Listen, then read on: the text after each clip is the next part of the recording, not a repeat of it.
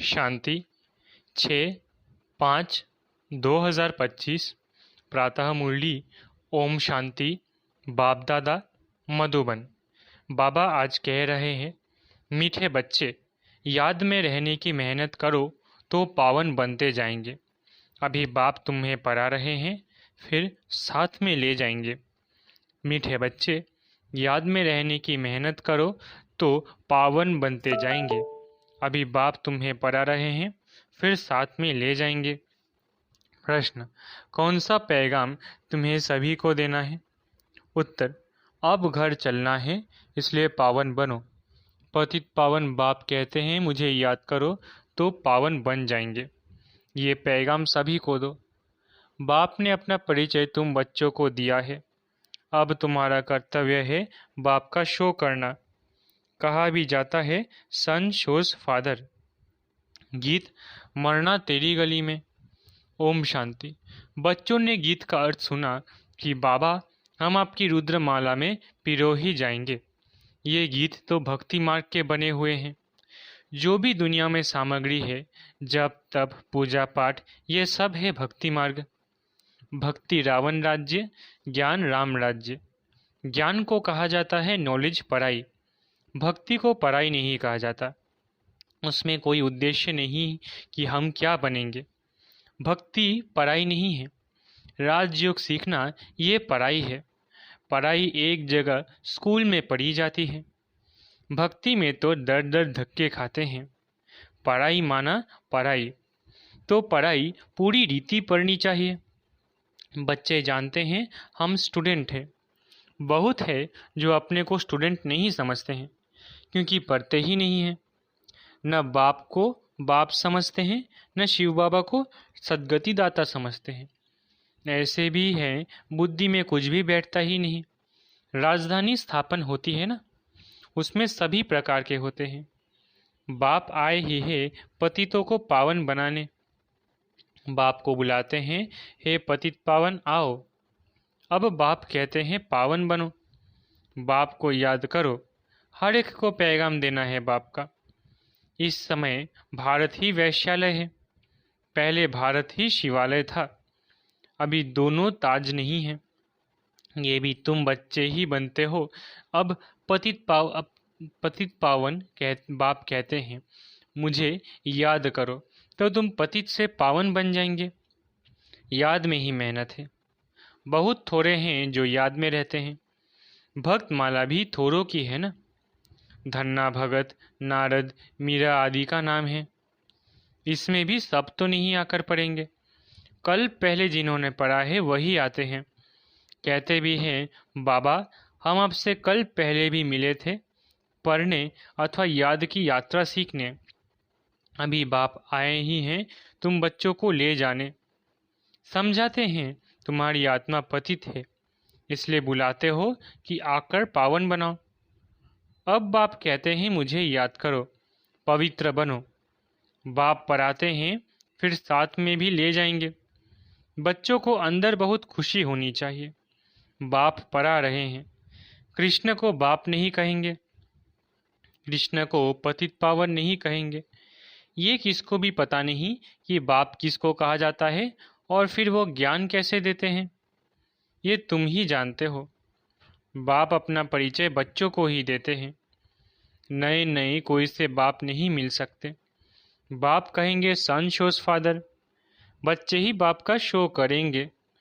बाप को कोई से भी मिलने बात करने का नहीं है। भल इतना समय बाबा नए नए से मिलते रहते हैं।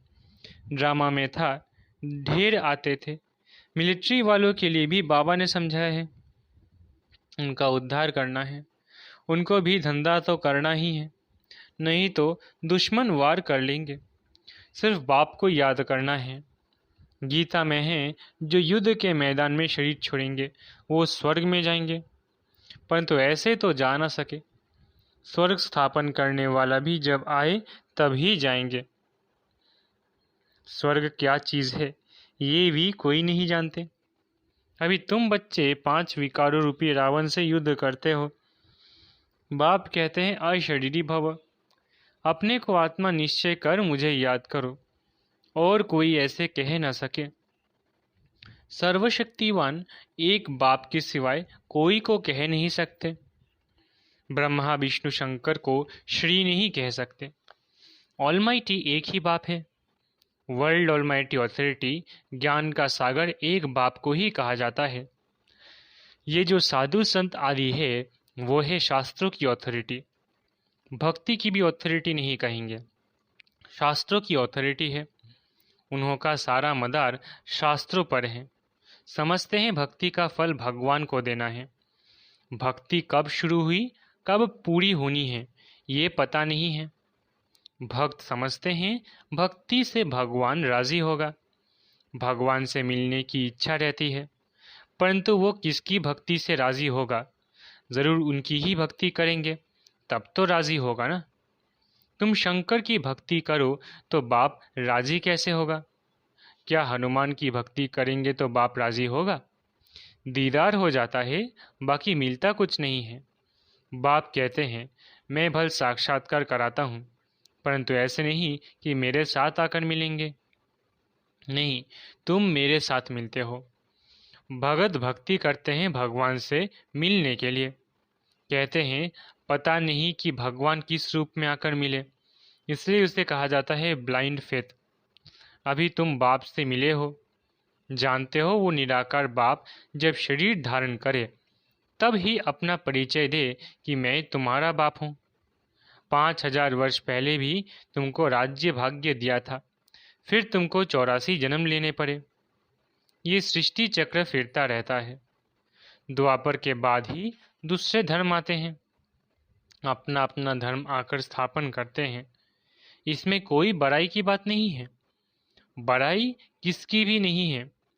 ब्रह्मा की बड़ाई तब है जब बाप आकर प्रवेश करते हैं, नहीं तो ये धंधा करता था। इनको भी थोड़ी पता था मेरे में भगवान आएंगे। बाप ने प्रवेश कर समझाया है कि कैसे मैंने इनमें प्रवेश किया, कैसे इनको दिखाया मेरा सो तुम्हारा, तुम्हारा सो मेरा। देख लो, तुम मेरे मददगार बनते हो। अपने तन मन धन से तो उनकी एवज में तुमको ये मिलेगा। बाप कहते हैं मैं साधारण तन में प्रवेश करता हूँ जो अपने जन्मों को नहीं जानते, परंतु मैं कब आता हूँ, कैसे आता हूँ, ये किसको पता नहीं है। अभी तुम देखते हो साधारण तन में बाप आए हैं, इन द्वारा हमको ज्ञान और योग सिखला रहे हैं। ज्ञान तो बहुत सहज है। नरक का फाटक बंद हो, स्वर्ग का फाटक कैसे खुलता है, ये भी तुम जानते हो। द्वापर में रावण राज्य शुरू होता है, अर्थात नरक का द्वार खुलता है। नई और पुरानी दुनिया को आधा आधा में रखा जाता है। तो अब बाप कहते हैं मैं तुम बच्चों को पतित से पावन होने की युक्ति बताता हूँ। बाप को याद करो तो जन्म जन्मांतर के पाप नाश हो जाएं। इस जन्म के पाप भी बताने हैं। याद तो रहते हैं ना, क्या पाप किए, क्या क्या दान पुण्य किया, इसको अपने छोटेपन का पता है ना। श्री कृष्ण का नाम ही है सांवड़ा और गोरा श्याम सुंदर। उनका अर्थ भी कभी कोई की बुद्धि में नहीं आएगा। नाम श्याम सुंदर है तो चित्र में काला बना दिया है। रघुनाथ के मंदिर में देखेंगे वहाँ भी काला। हनुमान का मंदिर देखो तो सबको काला बना देते हैं। ये है ही पतित दुनिया। अभी तुम बच्चों को फिक्र है कि हम सब सांवड़े से सुंदर बने, उसके लिए तुम बाप की याद में रहते हो।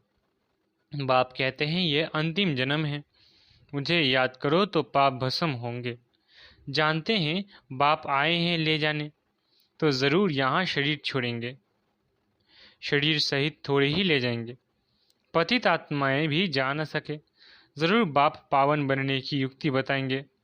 तो कहते हैं मुझे याद करो तो विकर्म विनाश हो। भक्ति मार्ग है अंधश्रद्धा।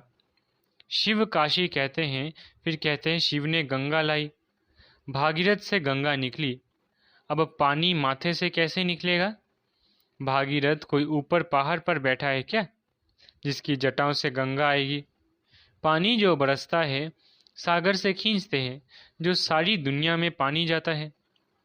नदियाँ तो सब तरफ है, पहाड़ों पर बर्फ जम जाती है, वो भी पानी आता रहता है। पहाड़ों के अंदर गुफाओं में जो पानी रहता है वो फिर कुओं में आता रहता है, वो भी बरसात के आधार पर है। बरसात ना पड़े तो कुएं भी सूख जाते हैं।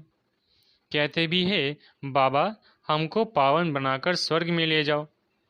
आश ही स्वर्ग कृष्णपुरी की है, विष्णुपुरी का किसको पता नहीं है। श्री कृष्ण के मुरीद कहेंगे, जहाँ देखो कृष्ण ही कृष्ण है। अरे जबकि परमात्मा सर्वव्यापी है तो क्यों नहीं कहते, जिधर देखो परमात्मा ही परमात्मा है। परमात्मा के मुरीद फिर ऐसे कहते हैं, ये सब उनके ही रूप है, वही ये सारी लीला कर रहे हैं। भगवान ने रूप धरे हैं लीला करने के लिए, तो ज़रूर अभी लीला करेंगे ना। परमात्मा की दुनिया स्वर्ग में देखो, वहाँ गंध की कोई बात नहीं, यहाँ तो गंध ही गंध है। और फिर यहाँ कह देते हैं परमात्मा सर्वव्यापी है, परमात्मा ही सुख देते हैं। बच्चा आया सुख हुआ, मरा तो दुख हुआ। अरे भगवान ने तुमको चीज़ दी फिर ली, तो इसमें तुमको रोने की क्या दरकार। सतयुग में ये रोने आदि का दुख होता नहीं। मोहजीत राजा का दृष्टांत दिखाया है, ये सब है झूठे दृष्टांत, उनमें कोई सार नहीं है। सतयुग में ऋषि मुनि होते नहीं, और यहाँ भी ऐसी बात हो नहीं सकती। ऐसा कोई मोहजीत राजा हो नहीं सकता। भगवानुवाच यादव कौरव पांडव क्या करत भय, तुम्हारा बाप से योग है। बाप कहते हैं, मैं तुम बच्चों द्वारा भारत को स्वर्ग बनाता हूँ। अब जो पवित्र बनते हैं वो पवित्र दुनिया के मालिक बनेंगे। कोई भी मिले उनको यह बोलो, भगवान कहते हैं मामे कम याद करो, मेरे से प्रीत लगाओ और कोई को याद न करो। ये है अव्यभिचारी याद। यहाँ कोई जल आदि नहीं चराना है। भक्ति मार्ग में ये धंधा आदि करते याद करते थे ना। गुरु लोग भी कहते हैं, मुझे याद करो, अपने पति को याद नहीं करो। तुम बच्चों को कितनी बातें समझाते हैं। मूल बात है सभी को पैगाम दो। बाबा कहते हैं मामे कम याद करो। बाबा माना ही भगवान, भगवान तो निराकार है। श्री कृष्ण को सब भगवान नहीं कहेंगे, कृष्ण तो बच्चा है। शिव बाबा इसमें ना होता तो तुम होते क्या। शिव बाबा ने इन द्वारा तुमको एडॉप्ट किया, अपना बनाया। ये माता भी है पिता भी है। माता तो साकार में चाहिए ना, वो तो है ही पिता। तो ऐसी ऐसी बातें अच्छी रीति धारण करो। तुम बच्चों को कभी भी किसी बात में मूंझना नहीं है, पढ़ाई को कभी नहीं छोड़ना है। कई बच्चे संग दोष में आकर रूठ कर अपनी पाठशाला खोल देते हैं। अगर आपस में लड़ झगड़ कर अपनी पाठशाला खोली तो मूर्खपना है। रूठते हैं तो पाठशाला खोलने के लायक ही नहीं है। वो देह अभिमान तुम्हारा चलेगा ही नहीं, क्योंकि बुद्धि में तो दुश्मनी है, तो वो याद आएगी। कुछ भी किसको समझा नहीं सकेंगे। ऐसे भी होता है, जिसको ज्ञान देते हैं वो तीखे चले जाते हैं, खुद गिर पड़ते हैं। खुद भी समझते हैं मेरे से उनकी अवस्था अच्छी है। पढ़ने वाला राजा बन जाए, पढ़ाने वाला दास दासी बन जाते हैं। ऐसे ऐसे भी है। पुरुषार्थ कर बाप के गले का हार बनना है। बाबा जीते जी मैं आपका बना हूँ, बाप की याद से ही बेड़ा पार होना है। अच्छा, मीठे मीठे सीख लेते बच्चों प्रति माता पिता बाप दादा का याद प्यारा गुड मॉर्निंग। रूहानी बाप की रूहानी बच्चों को नमस्ते। हम रूहानी बच्चों की रूहानी माता पिता बाप दादा को याद प्यार, गुड मॉर्निंग और नमस्ते। धारणा के लिए मुख्य सार। पहला, कभी किसी बात में मूंझना नहीं है। आपस में रूठ कर पढ़ाई नहीं छोड़नी है। दुश्मनी बनाना भी देह अभिमान है। संग दोष से अपनी बहुत बहुत संभाल करनी है। पावन बनना है, अपनी चलन से बाप का शो करना है। दूसरा, प्रीत बुद्धि बन एक बाप की अव्यभिचारी याद में रहना है। तन मन धन से बाप के कार्य में मददगार बनना है।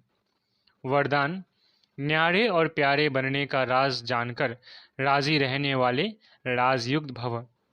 न्यारे और प्यारे बनने का राज जानकर राजी रहने वाले राजयुक्त भव। जो बच्चे प्रवृत्ति में रहते न्यारे और प्यारे बनने का राज जानते हैं, वो सदा स्वयं भी स्वयं से राजी रहते, प्रवृत्ति को भी राजी रखते।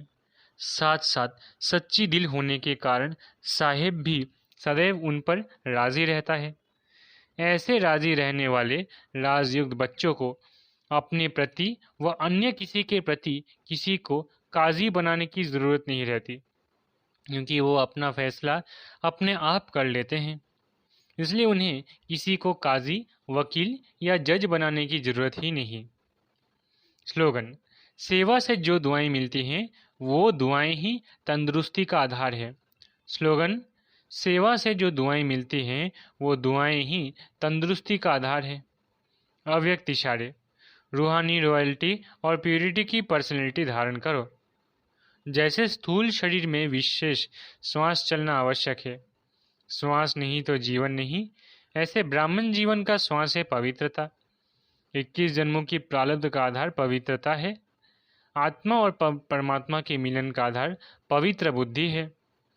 संगम युगी प्राप्तियों का आधार और भविष्य में पूज्य पद पाने का आधार पवित्रता है। इसलिए पवित्रता की पर्सनैलिटी को वरदान रूप में धारण करो। अच्छा, ओम शांति। शुक्रिया बाबा।